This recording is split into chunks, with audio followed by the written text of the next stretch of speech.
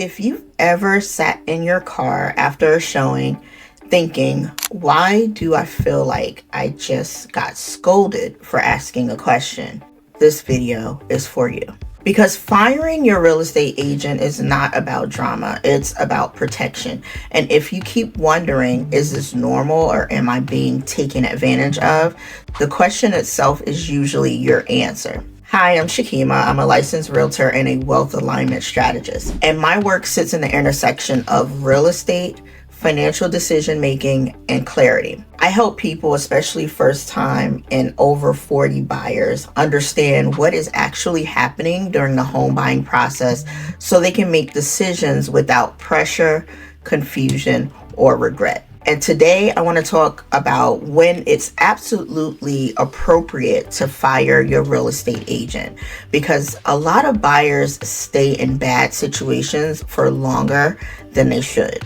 Most people think firing an agent means one of three things. They were too picky, they didn't understand the process, or they somehow failed at buying a home. None of that is true.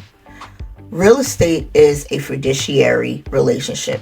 That means your agent is legally and ethically required to act on your best interests. So if something feels off, it deserves to be examined, not ignored. So the first red flag I'm going to talk about is you are constantly rushed. Let's start with pressure. If your agent repeatedly says things like, you'll lose the house if you don't decide today, this is how the market is, you just have to move fast, or trust me, this is normal, without slowing down and explaining what is actually happening, this is a red flag. I've seen buyers pressured to waive inspections without fully understanding the risk. Not because it was the best strategy, but because the agent didn't want to write multiple offers. A good agent explains urgency. A bad agent uses it. Red flag number 2 is that you leave conversations confused. You should never consistently leave conversations feeling more confused than when you started. It is okay not to understand every term. It is not okay for your agent to avoid explaining them. So for example, if you ask, what does this contingency mean for me? And the answer is vague, rushed, or dismissive, that's a problem. Clarity is a part of the service. Confusion is not a normal side effect of buying a home. Red flag number 3, they minimize your concerns. This one is subtle but dangerous. So if you express concern about your price, repairs, neighborhood, or long-term affordability, and you hear things like, that's just not how it goes, you're overthinking it, everyone feels that way, pay attention.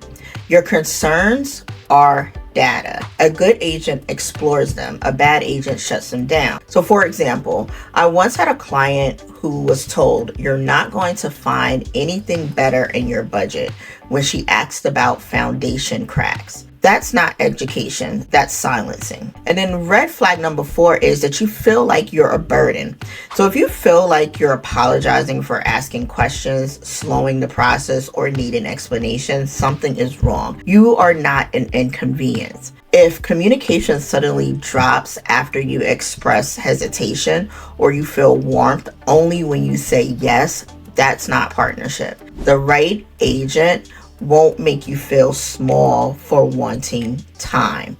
They'll make you feel smart for taking it. Red flag number 5, they don't talk about risk. A huge red flag is an agent who only talks about winning, not risk. So buying a home involves financial risk, market risk, and emotional risk. If your agent never discusses downside scenarios, exit options, or long-term impact, they are not advising you, they are selling to you. A good agent will say things like, here's what happens if the market shifts in year 2. Let's talk about what you do if you need it to sell early. This is beautiful, and here's what it might cost you long term. If all you hear is great investment and you can't lose, that's a sales pitch, not a strategy. Here's what it sounds like when it's right. Let me walk you through what this contingency protects. I'm not worried about you taking time. I'm worried about you feeling rushed. Here's why I think this works, and here's the risk I see. That's what partnership sounds like. So I want you to hear this clearly. You're not difficult, you're not behind, you're not wrong for wanting to understand what you're committing to. Wanting clarity is not fear, it's wisdom. So what do you actually do if you recognize these red flags? First, check your buyer's agreement. Look for the termination clause and the notice period. Second, have the conversation. You keep it simple. I appreciate your time, but I've decided to move forward with a different agent. I'll send you written notice per our agreement. Furthermore, you don't owe an explanation. You don't need permission. And if they've been non-responsive or absent, in most cases, a formal written notice is all that's required. You're not trapped.